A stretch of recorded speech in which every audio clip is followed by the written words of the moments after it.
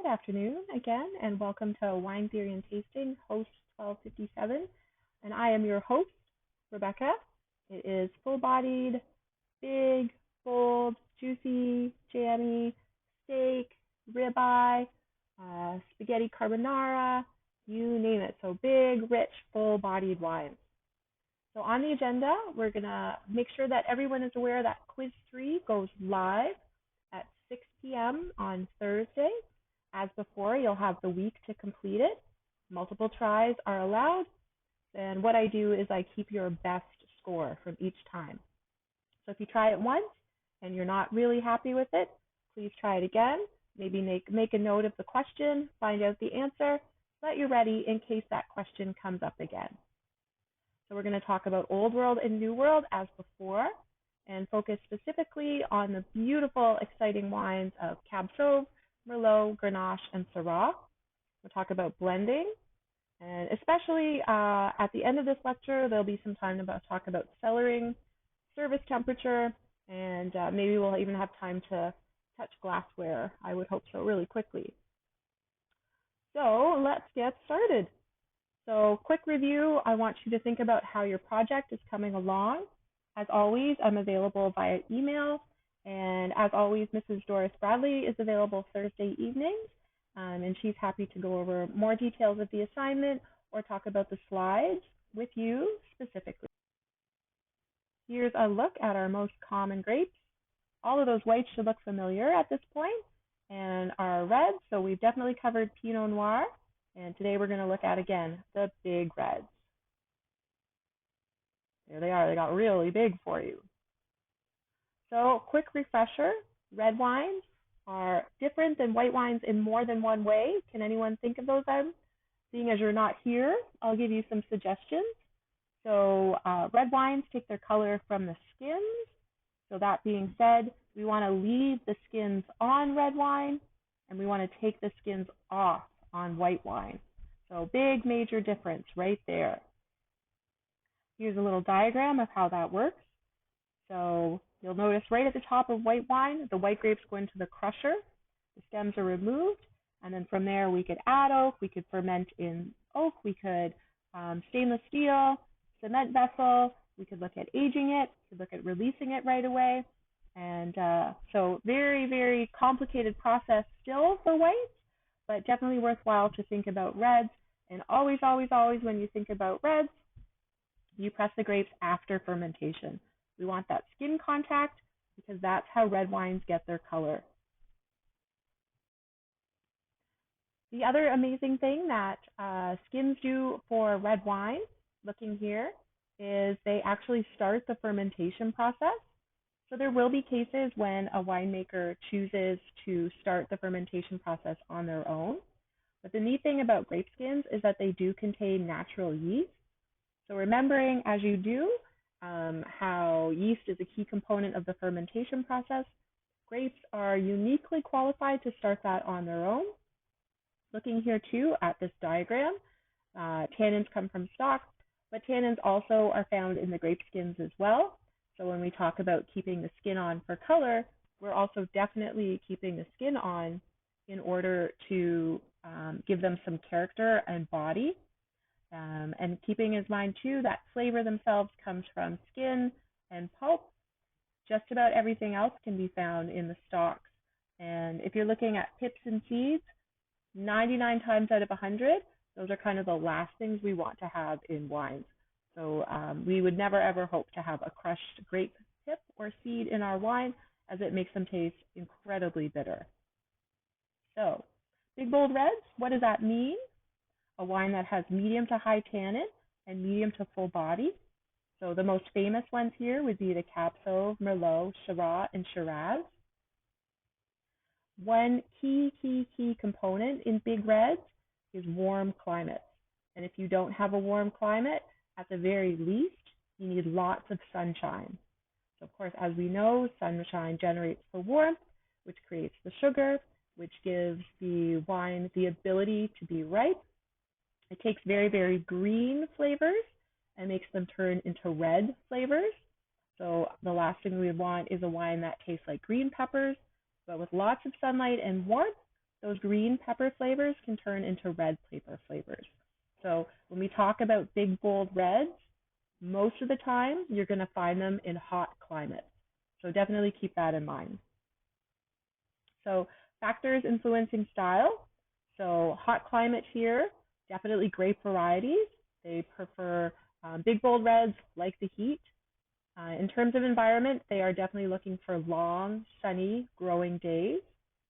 Winemaking style, big, bold reds are very likely to keep their skins on for a longer period of time because we know this helps the fermentation process. Indirectly, you're going to get higher alcohol as a result, and you're also going to get the color as well as the tannins to make these big, bold reds. Generally speaking, in an old world situation, a big, bold red requires a longer maturation process. However, in a new world maturation system, it would really go either way. Typically speaking, though, new world big reds enter the market faster than old world big reds. And there's a host of really interesting reasons for this. However, I don't believe this is the time or the place to talk about it.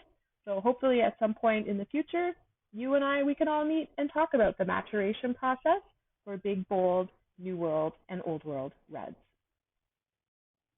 When we do get a chance to examine this map here, it is definitely interesting to note that big, bold reds are more likely to be found close to the equator, and of course that's due to temperature and heat.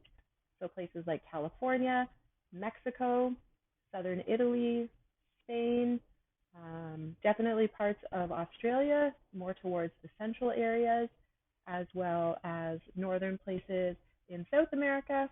This would be, generally speaking, where we're going to find big, bold reds. So perhaps the most famous of all the big, bold reds is Cabernet Sauvignon. It's probably fair to say that some of the most expensive wines in the world do come from Cabernet Sauvignon.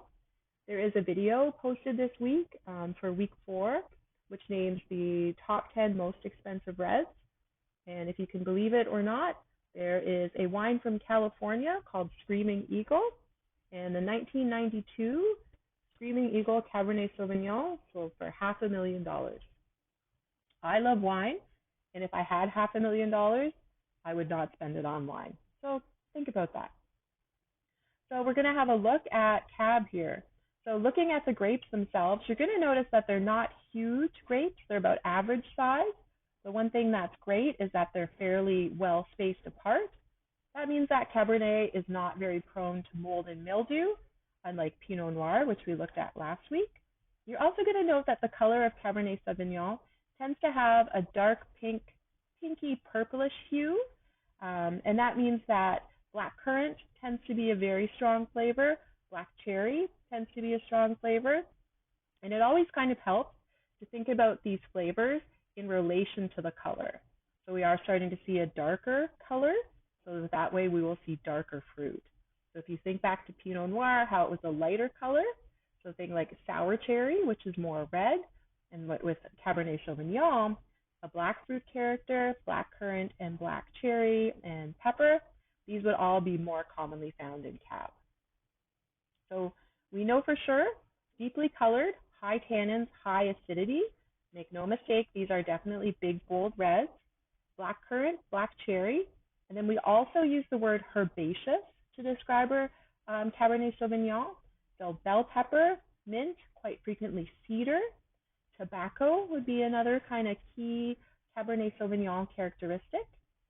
Cabernet Sauvignon is very frequently aged in oak, and definitely it's at least a moderate, and if even better, a hot climate, or at least a moderate with lots of sunshine to give a medium to full body. So here is a look at Cab. Again, we're looking for lots of sunny days.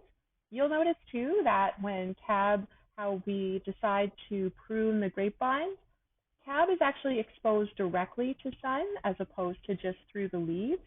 And again, ripeness in Cab is really what we want. Unripe Cab is definitely something that we would not want to have, and I would recommend that you never ever drink a Cabernet Sauvignon that is unripe and is not a big, bold red. So here's a look here too. So again, as we noted, darkly colored berries, so there's that deep color coming from the skins and not as tightly bunched as our friend Pinot Noir.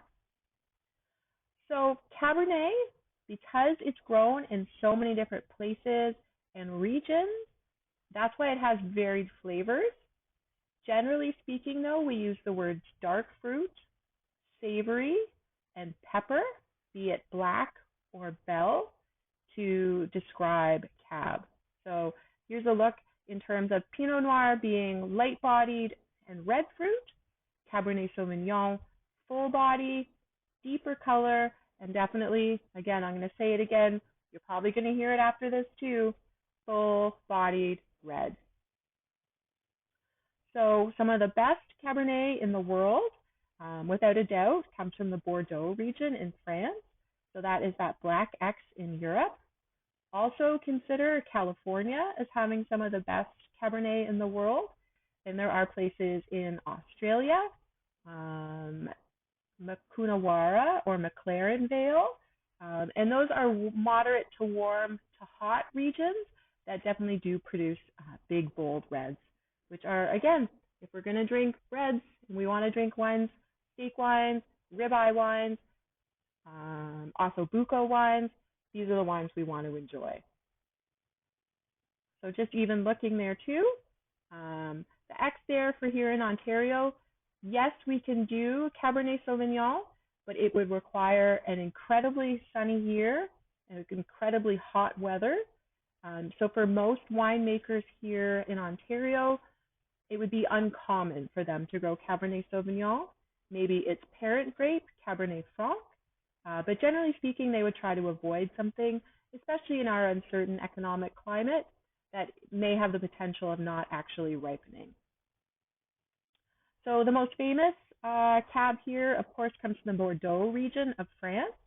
That's that dark purple and light purple area on the bottom left of your screen. It's called Bordeaux. It's a French name because it's actually in the middle of two rivers. It's along a river, Bordeaux in French. So historically speaking, at least for wine lovers, the absolute center of quality Cabernet Sauvignon production. There it is, Bordeaux in bold, absolutely. So here's a close-up of Bordeaux. The best Cab from Bordeaux comes from the region called the Haut-Médoc region, particularly from places like Pauillac and Margaux. Also wine from Graves, from the Pessac Léognan, produces the best Cabs. Also, perhaps to a lesser extent, depending on who you speak with, the regions of Pomerol and Saint-Emilion, however, they are more well known for Cab Franc and Merlot, also produce world-class Cabernet Sauvignon. It is interesting to note, though, that Bordeaux is more of a moderate climate. It's very humid. They get a lot of rain. It never gets super, super cold because you're that close to all those water forces. They raise up the temperature, but they do get a lot of sunshine days. So it does have a moderate climate. So although these are big, bold reds, it's not necessarily a jammy red. So those really, really jam, pruny, raisiny, dark fruit characters of wine, it would be uncommon to find them in Bordeaux. So now that means that we have a wine with medium acid and medium sugar, although definitely a full. The magic of a moderate climate means that we can have still wines that achieve ripeness. However, they are never going to be crazy, or at least rarely, high in alcohol.